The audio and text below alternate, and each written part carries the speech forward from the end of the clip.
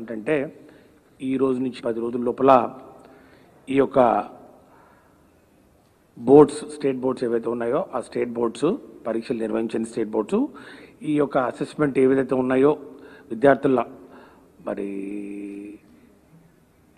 మార్క్స్ను అవి ఒక 10 days లోపల ఫైనలైజ్ చేయాలి అండ్ ఎంటైర్ రిజల్ట్స్ ఆ డిక్లరేషన్ రిజల్ట్స్ కూడా 31st July లోపల చేయాలని చెప్పడం జరిగింది. మరి ఈ విషయాలన్నింటినీ మరి సమీక్షించిన తర్వాత ఇంటర్మీడియట్ ఎడ్యుకేషన్ ప్రిన్సిపల్ సెక్రటరీ గారు మరి అట్లాగే secretary board of intermediate education వారు ఇచ్చిన సమాచారం మేరకు పరీక్షల నిర్వహణ మూల్యాంకనం మరియు ఫలితాల ప్రకటనకు కనీసం 40 రోజుల సమయంతో పాటు అదనంగా 15 రోజుల ముందుగా విద్యార్థులకు పరీక్షల టైం టేబుల్ యొక్క సమాచారం ఇవ్వవలసి ఉందని పేర్కొనడం జరిగింది. ఈ విషయాన్ని కూడా నేను గతంలో కూడా పదే చెప్పడం జరిగింది. 45 days పడుతుంది. 45 daysలో మరి ఈ రిజల్ట్స్ పూర్తిగా ఈ ప్రాసెస్ ఎంత కంప్లీట్ చేసుకొని మరి రిజల్ట్స్ అనౌన్స్ చేసుకోవడానికి వెసులుబాటు ఉంటుందని చెప్పడం జరిగింది. కానీ ఈరోజు సుప్రీంకోర్టు వారు ఇచ్చినటువంటి ఈ తీర్పు దృష్ట్యా గౌరవ అపెక్స్ కోర్టు వారి ఆదేశాల ప్రకారం నిర్ణీత కాల వ్యవధిలో అనగా 31st July నాటికి పరీక్షల ప్రక్రియ పూర్తి చేయడం సాధ్యం కాదు. ఇదే విషయాన్ని గౌరవ మరి ముఖ్యమంత్రి గారికి తెలియచేయడం జరిగింది. ఈ విషయం మీద పూర్తిగా మరి చర్చించిన తర్వాత పై విషయాన్ని ఈ యొక్క డెడ్ లైన్స్ ఏవైతే సుప్రీంకోర్టు వారు చాలా స్ట్రిక్ట్గా ఇంప్లిమెంట్ చేయాలని చెప్పడం జరిగిందో, ఎందుకంటే అంతకుముందు కూడా వాళ్ళు యూజీసీ అంటే ఉన్నత విద్యకు సంబంధించినటువంటి అడ్మిషన్స్ చేసే మరి అపెక్స్ ఇన్స్టిట్యూట్ ఏదైతే ఉందో వాళ్ళకు కూడా సుప్రీంకోర్టు వారు ఇన్స్ట్రక్షన్స్ ఇవ్వడం జరిగింది. UGC also will be issuing necessary instructions to ensure that the admission process by the colleges and institutions should commence only after the declaration of the results by CBSE and ICSE including the state boards.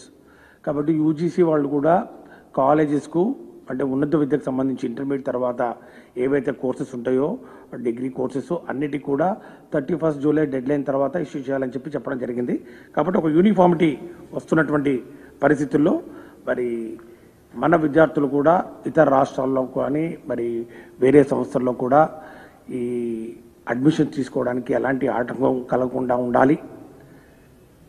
మరి ఈ యొక్క పరీక్షలు ఇంత tight షెడ్యూల్లో 10 days ఇప్పుడు లోపల and 31st July లోపల నిర్వహించడం మరి వీలు కాని పరిస్థితుల్లో ప్రభుత్వం మరి board of intermediate education public పరీక్షలు థియరీ 2021ను రద్దు చేస్తున్నట్లు ప్రకటించడం జరుగుతూ ఉంది.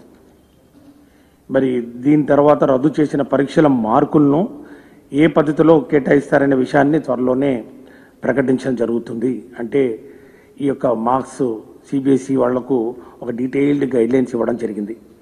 ఏ విధంగా ఈ అసెస్మెంట్స్ చేయాలి, ఏ మార్కులు పరిగణలోకి తీసుకోవాలి. ఇప్పుడున్న పరిస్థితుల్లో మన దగ్గర కేవలం intermediate second year practical examinations marks మాత్రమే అవైలబిలిటీ ఉన్న నేపథ్యంలో ఒక హై పవర్ కమిటీని ఏర్పాటు చేసి ఈ ఎంటైర్ ప్రక్రియను ఈ యొక్క మూల్యాంకనం వాళ్ళ యొక్క మార్క్స్ను ఏ విధంగా అసెస్మెంట్ చేయాలని మరి నిర్ణయం తీసుకోవాలనో ఆ కమిటీ సిఫార్సుల మేరకు త్వరలోనే నిర్ణయించడం జరుగుతుంది. అట్లాగే ఇతర బోర్డులు కూడా ఇప్పటికే ఎగ్జామినేషన్స్ క్యాన్సిల్ చేయడం వలన మనకు కూడా మన విద్యార్థులు కూడా ఏ విధంగా కూడా నష్టపోకుండా, ఎందుకంటే ఈ యొక్క డెడ్ లైన్ ఏదైతే ఉందో ఈ 31st July డెడ్ లైన్ కామన్గా అన్ని రాష్ట్రాల్లో మరి దీన్ని వర్తింపజేసే దిశగా సుప్రీంకోర్టు ఆర్డర్లు మరి ఉండడం వలన ఈరోజు జరిగినటువంటి ఈ యొక్క సుప్రీంకోర్టులోని చర్చల నేపథ్యంలో వారు ఇచ్చినటువంటి ఆర్డర్లను సుప్రీంకోర్టు ఆర్డర్ను దృష్టిలో పెట్టుకొని ఈ యొక్క ఇంటర్మీడియట్ పరీక్షలను రద్దు చేయడం జరిగిందని తెలియజేస్తా ఉన్నాం. అదేవిధంగా ఈ యొక్క పరిస్థితుల్ని దృష్టిలో పెట్టుకొని 10వ తరగతి పరీక్షలు కూడా రద్దు చేయడం జరిగిందని కూడా తెలియజేస్తున్నాం. Absolutely there is no indecisiveness on the part of the government right from the day 1 till today till today in the morning, right, including the affidavit filed before the Honorable Supreme Court, we have time and again we have mentioned it that we are ready to conduct the examinations duly following all the protocols, including 15 students for every room, and then maintaining physical distances, and following absolutely to the last core of the points of the standard COVID-19 protocols. We have been telling very clearly, and this is the second best option available with the government. Cancellation is the second best option. The best option is always, government have been telling that we want to, keeping in view of the future of the students. Our Honorable CM also have been telling repeatedly, and then we have also told that we are ready. We are ready with the conducting examinations, and we have filed the same thing in the affidavit. In the affidavit filed before the Honorable Supreme Court. Where is the question of confusion at all? We have been telling, we told very, very clearly, including today. You can see all the papers also carried that in the affidavit also we have mentioned how actually we are going to conduct it. But now that the Honorable Supreme Court has fixed the deadlines, he has fixed the deadlines.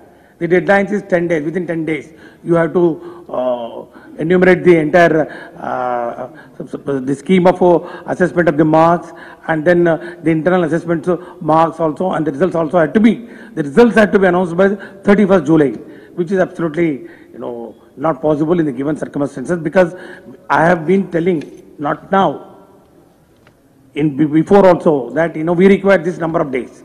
My secretary is there next to me, Direct Secretary, Board of Intermediate Education, and my Principal Secretary is also there. If you want, you can clarify with them.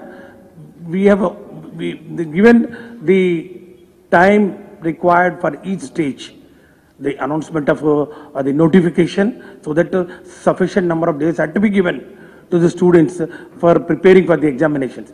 Because generally we give 10 to 15 days for after announcement of the schedule for conducting the examination. And 7 papers are there, alternative days we have to conduct, and earlier schedule also we have said, if you start the examination in the month of July, and then it will go up to July 27.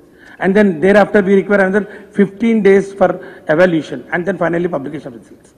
So where is the question? Now, since Honorable Supreme Court has given a ruling, and then today in the court they have given the orders that what is the time limit to be followed, and there is no option, and then our students should not be put to any inconvenience, because this is very ambitious time schedule of concluding the examinations. So in the best interest of the students, second option we have exercised, and then we are cancelling the examinations.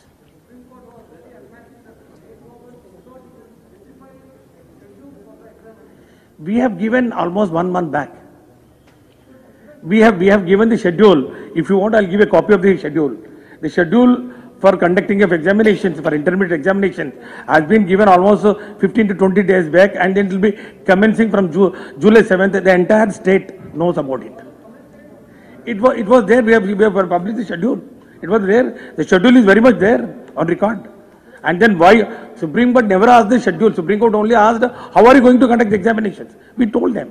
How are you going to conduct the examinations? We told, all the steps that are required to be followed. Step 1, step 2, step 3, how many, schedule, timelines, everything is there. We have mentioned it. There is absolutely no ambiguity at all.